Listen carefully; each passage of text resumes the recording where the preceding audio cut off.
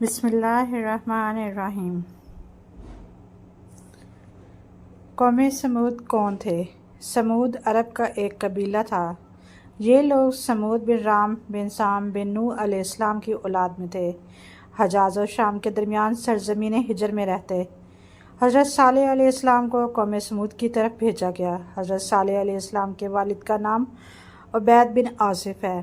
جب اللہ تعالیٰ نے حضرت صالح علیہ السلام کو ان کی طرف بھیجا تو حضرت صالح علیہ السلام نے ان کو اللہ تعالیٰ کو ایک ماننے، اس کے ساتھ شریک نہ ٹھہرانے اور صرف اسی کی عبادت کرنے کا حکم دیا۔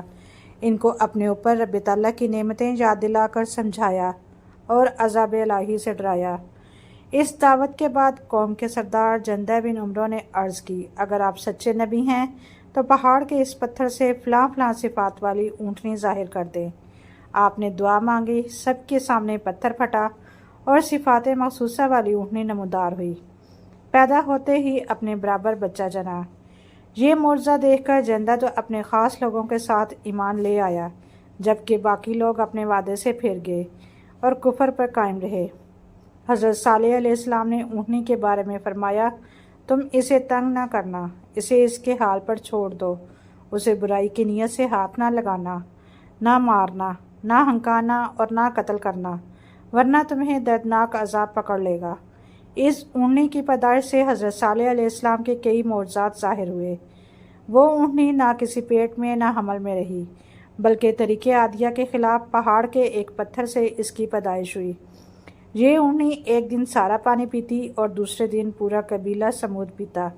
اس اونٹنی کے پینے کے دن اس کا دودھ دوہا جاتا تو وہ اتنا ہوتا کہ تمام قبیلے کو کافی ہوتا۔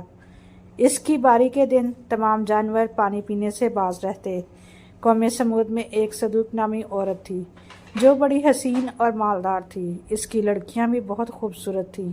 اس نے مصطح ابن ادہر اور کیدار بن سالف کو بلا کر کہا، اگر تم اونٹنی کو ذبح کر دو تو میری جس لڑکی سے چاہو نکاح کر لینا۔ چنانچہ دونوں نے مل کر اس اونٹنی کو ذبح کر دیا، مگر کیدار نے ذبح کیا اور مصطح نے ذبح پر مدد کی، اور پھر حضرت صالح علیہ السلام سے کہنے لگے، اگر تم رسول ہو تو ہم پر عذاب لے آؤ۔ انہوں نے بدھ کے دن اونٹنی کی کوچیں کاٹیں۔ حضرت صالح علیہ السلام نے فرمایا، تم 3 دن کے بعد ہلاک ہو جاؤ گے۔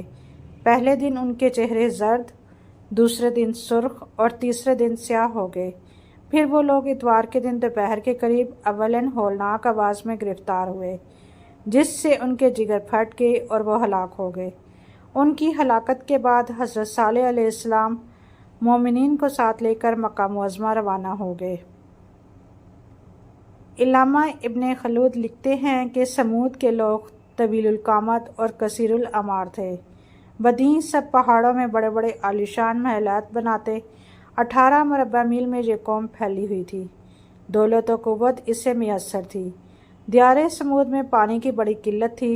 لوگ دریا کے نہ ہونے کے باعث کنویں کھود کر پانی حاصل کرتے، زراعت کا کام سر انجام دیتے۔ اس کے علاوہ ان کے پاس صرف ایک چشمہ تھا جو ضرورت کے اعتبار سے ناکافی تھا۔ سمود کے لوگ اعلیٰ محلات بنوانے کے بڑے شائق تھے۔ وہ تجربہ کار اور ماہروں کو بلواتے، عمارتیں تیار کرواتے۔ مختصراً یہ کہ قوم سمود کا بیشتر حصہ انہی کاموں میں لگا دیتے۔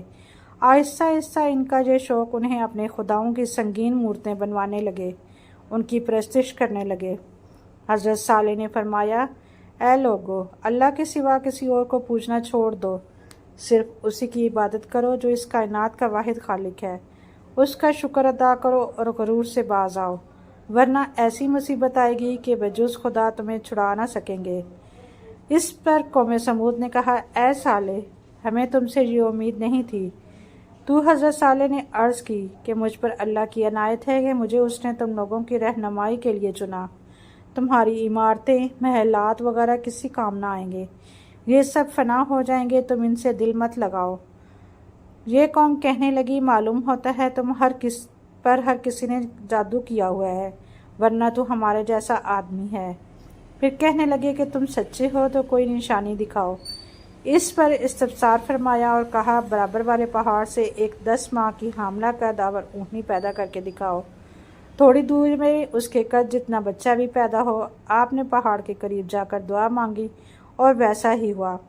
لوگ حیران ہو گئے اور ایمان لانے لگے تو شیطان نے وسوسے ڈالنے شروع کر دیے اور وہ لوگ شیطان کی باتوں میں آگے ایمان نہ لے کر آئے۔ قوم سمود نے اونٹنی کو قتل کر دیا اور بچہ بھاگ کر پہاڑ میں غائب ہو گیا۔ لیکن قوم سمود میں متکبر کہنے لگے، ہم تو جس پر تم ایمان لائے ہو اسے نہیں مانتے۔ آخر کار اونٹنی کاٹ ڈالی اور کہا، اگر تم پیغمبر ہو تو وہ عذاب ہم پر لے ہی آؤ جس سے تو ہمیں ڈراتا ہے۔ پھر زلزلے نے انہیں آ دبایا۔ صبح کو وہ اپنے گھر میں اوندھے منہ پڑے تھے۔